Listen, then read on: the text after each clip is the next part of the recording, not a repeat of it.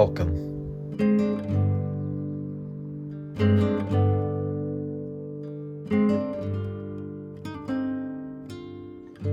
Today we are venturing around the Niguel Botanical Reserve. It was established in 1981 as a community vegetable garden and later incorporated as a nonprofit corporation in 1984. Please be aware of the signs around you. All of them.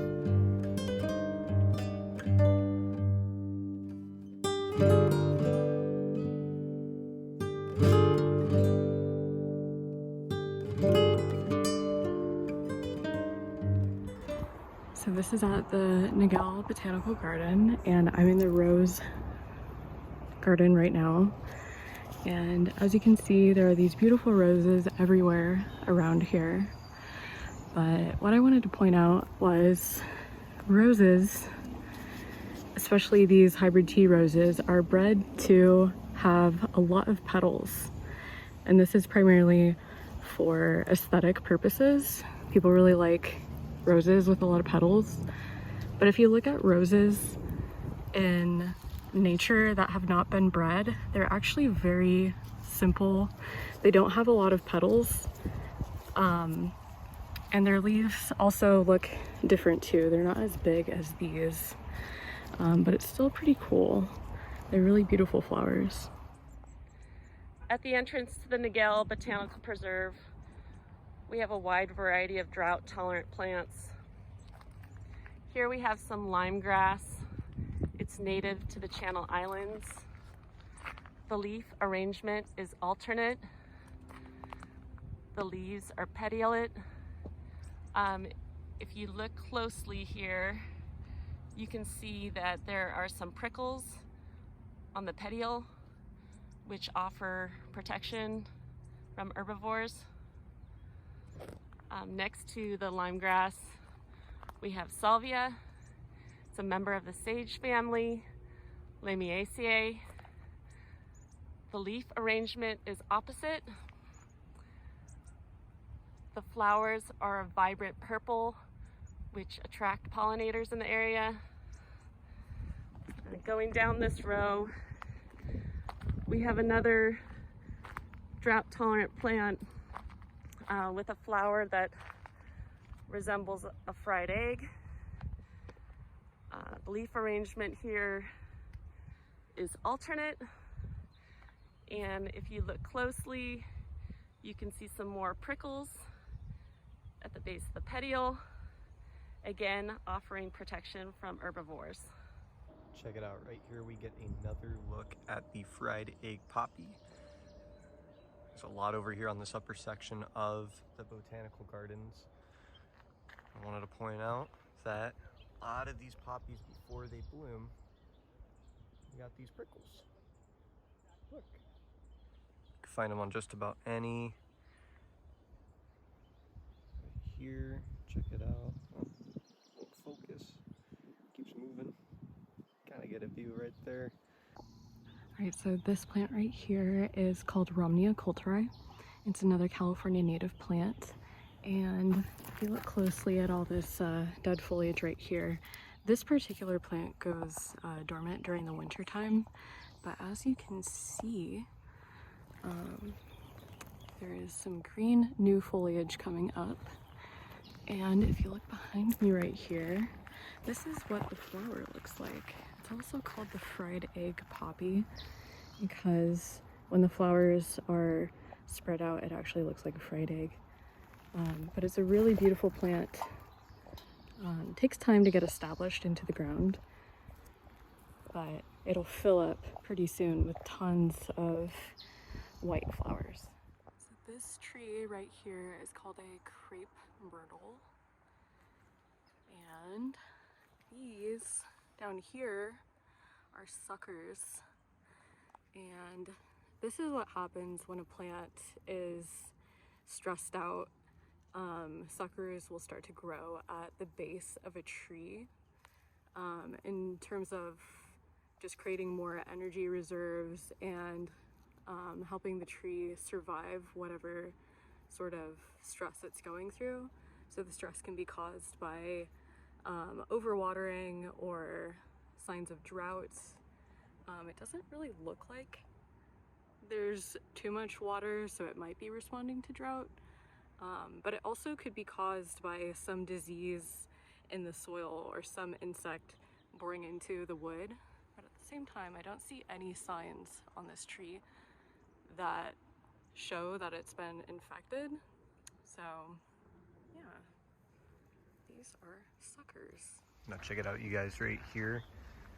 We got a pine tree that is producing a bunch of these little cones. Now I'm going to give you guys just a moment to guess which specification it would be. Is this the male or the female? And the correct answer is going to be male, and we can tell because of the size, let alone the female. It's just a little bit different of a makeup, but I had tried earlier to see if some of the pollen would come off, and it was not when I was kind of shaking it, just to see if the wind was capturing any of the pollen that was kind of falling off, but it was not doing it. But we can see that this tree is producing a lot. Every single brown little dot that you see, it's just a tiny little cone.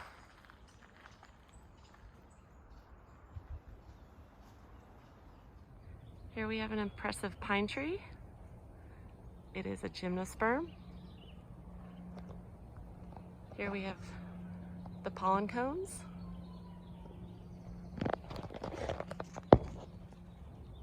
And right there are the ovulate cones, which contain the seeds.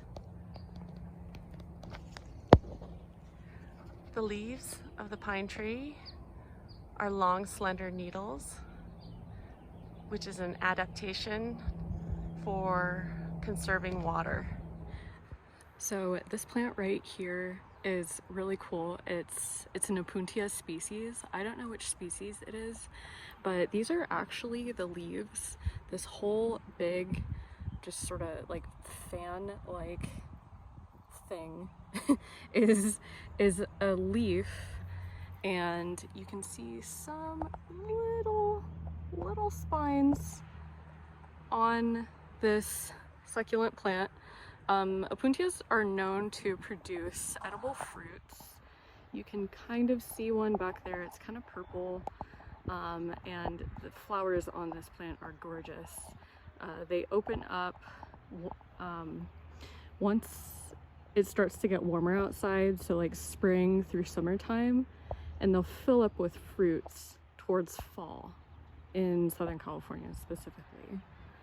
But this particular Opuntia doesn't have a lot of spines compared to more wild species that you find out on hiking trails, and sometimes they are bred not to have so much spines because not only can you eat the fruits, but you can also eat the pads of the Opuntia cactus. Okay, now check it out. With all these little golden poppies, we got this tree right here. Now the sign does say that it's an Adelina Island mahogany. Now what's really cool about this, or at least what I find cool, is we got a bunch of trichomes on these leaves. And we can see that based on the veins, we have a eudichotic plant. Look at that. It literally looks like snow. Now if you remember from our old lectures, the trichomes are meant to protect the plant from any herbivores or insects that pose a threat. And now if an insect were to possibly eat this, it would get really sick, if not die. And I think this tree is very protected. As you can see, the diffusion of light indicates a lot of these trichomes. Another drought-resistant plant is the rock rose. The showy pink petals attract pollinators. In the middle, you see the white carpel surrounded by hundreds of yellow stamen. This This is a succulent called Sticks of Fire. At least that's the common name. It's in the euphorbia family, which is a type of succulent. And when you break off a portion of the leaf, it will produce this white kind of latex looking sap, and it's actually really toxic to ingest, and it can cause temporary blindness from what I've heard, or at least from what I've read online through various sources, in a way that would help the plant not be consumed by any predators, because it's pretty nasty. It can cause death if you consume too much of it. And apparently it also tastes really bitter and like unappealing. So it would really have to require a lot of guts to consume a plant like this. Check it out, you guys. So right here, it's actually labeled, as you can see, it's a cork oak, but if that sign was not there, we would actually be able to tell based on the bark. And now we learned earlier off of one of our discussion boards that the bark of the cork oak tree is actually used in wine bottles. And if you've ever popped a bottle of wine, you will kind of feel the same similarities texture-wise of the bark. It's pretty cool. Beautiful lavender next to some rosemary. Rosemary is part of the Lamiaceae family.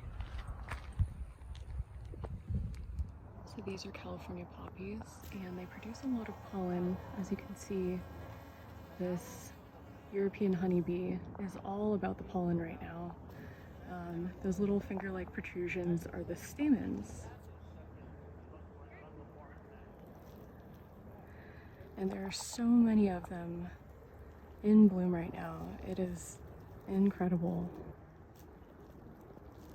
Right, so here we are at what looks like an artificial seep.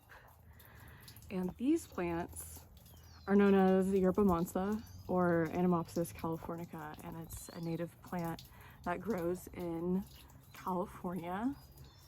And it loves riparian habitat, which is like creeks, streams, and you can see the stolons growing and planting themselves in different areas. Yeah, they love water. And over time, when it gets just a little bit warmer, they're gonna produce this flower, which is a cluster of a bunch of tiny flowers. And I believe the plant is in the family Asteraceae, so it kind of looks like a daisy-like flower, or like a bunch of daisy-like flowers. A very cool plant. The scientific name for the bottlebrush plant is Melaleuca citrina. It's native to Australia. It's bright red inflorescence, really attracts bees and hummingbirds. It is a spike inflorescence. You can see all the individual flowers there with very prominent stamen. The leaf arrangement looks spiral, and the leaves are lancelet shaped. This is a close-up of the aloe vera plant. The leaves are serrated, offering protection to the plant. They are in a whorled leaf arrangement. And you can see that the plant has adapted to living in dry environments by being able to store water in the leaves, and also the waxy exterior prevents water loss. Aloe vera is good for treating burns and is used in a lot of skincare products. These are aloe plants right here, and one of the reasons why they turn red is because in full sun and limited water, it will turn red as a result of stress. But once they receive more water and it cools down, they'll revert back to their green color. So this plant right here is called milkweed. It's a type of Asclepias species. One of the reasons why I can tell it's milkweed is because they'll produce these clusters of flowers right before they're ready to flower. These plants are really important for gardens and the ecosystem because they are a source of food for monarch butterfly larvae. This is the Australian bottle tree.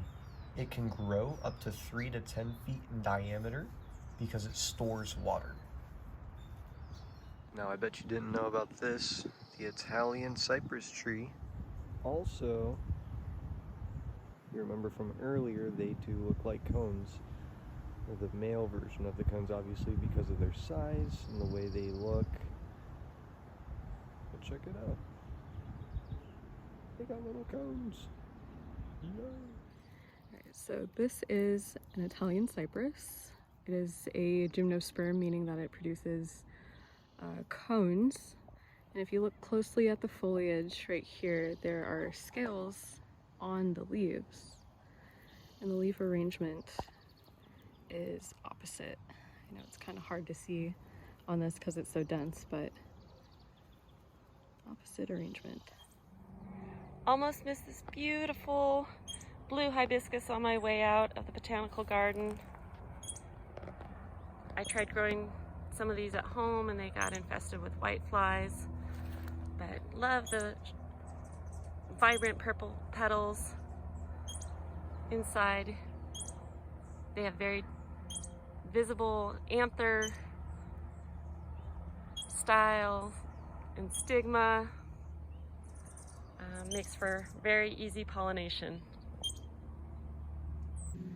So this plant right here is called Sweet Alyssum, and the reason why I'm focusing on this is because I recently found out that this plant is in the same family as radishes, broccoli, cabbage, mustard, like the yellow mustard that you see on like our hills in Southern California. One of the key characteristics of finding out if this is in the Brassicaceae family is if you look closely at the flowers. They have these 4 petals, and before Brassicaceae, the plant family was called Cruciferae, I believe. And all the flowers have this like cross appearance to them. So they have 4 petals and they all kind of look like this flower, like 4 petals. A lot of them have like a sweet scent. And if you crush the foliage, oftentimes they'll produce like this pungent, spicy aroma. So in this plant right here, you can see the veins in the leaf lamina. So the lamina is just a botanical term for the plant's leaves. This is reticulated venation, meaning that the veins are scattered in this leaf. And the whole purpose of veins in a leaf is that they carry nutrients and water throughout the leaf so that it can maintain proper growth. This is the blue gum eucalyptus tree that is native to Australia. The tree can produce a bunch of essential oils that humans use for many different purposes. The bark on the particular tree is adapted to survive fire, which poses a low risk for engulfing in flames due to fuel restraints. I love these beautiful purple irises. They are monocots, and you can tell by the parallel venation in the leaves, as well as by the fact that the petals are in multiples of 3. So these plants right here, the ones with the purple flowers, and these leaves with the parallel venation, you can tell that they're monocots. But the plant itself is a type of iris. I believe this one is actually a Pacific Coast iris. It's native to California. But they love shade. And this is their season of going into full bloom. But you'll find a lot of these irises growing in full shade. They love full shade, and they love growing around other plants. If you put them in full sun, they're not going to do so well, but as you can see, they're in shade and they love it. Here's a coastal oak. It is an evergreen tree with tiny green waxy leaves with serrated edges. The leaves are small to conserve water. This is a blue oak, otherwise known as Quercus douglasii. It's also native to California. These are the leaves right here. They have little lobes, and you can't really see any flowers on it right now, but the flowers are monoecious, meaning that male and female flowers occur on separate parts of the plant. And when this tree is producing pollen, it actually is pretty bothersome to a lot of people who have allergies. These are some healthy geraniums. A eudicot plant. The leaves are palmate. The leaf arrangement is both opposite and alternate. And if you look where the petiole attaches to the stem, you'll see the little leafy appendage called a stipule. This plant right here is called the Channel Islands tree poppy, otherwise known as Dendromecon hartfordii, native to the Channel Islands of California. And you can see that it is in the poppy family because a lot of their flowers have this collection, this like cluster of anthers surrounding the pistil. And if you go down here, this is a seed pod starting to form, and it's very similar to all the other types of poppies that you see. It's in a different genus compared to, say, like the California poppy or the Matilaha poppy. But it's a really beautiful, rare California plant. More succulent plants here. These types of plants are used to growing in dry regions. Their fleshy green leaves have adapted to store water during dry periods. The leaf arrangement is whorled. A beautiful bougainvillea plant, a eudicot. The leaves are alternating.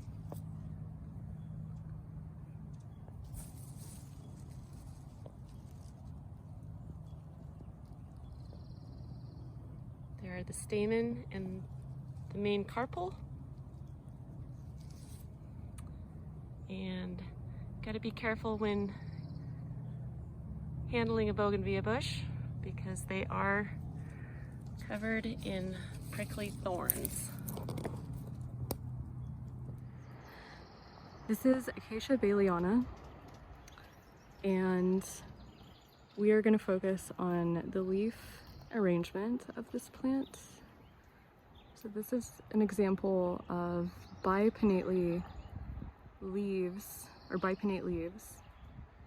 and you can see the leaflets arranged, 2 leaflets arranged on the petiole. And another feature of this plant is it's in the bean family, Fabaceae, and those are the pods. So this is a western redbud. It's a California native. It has these really beautiful lobe-shaped leaves, And these are the flowers which actually grow from the branches.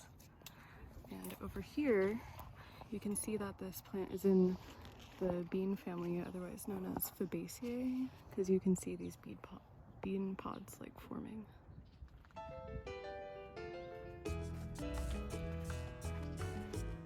Thank you for running across the Laguna Niguel Botanical Reserve with us today.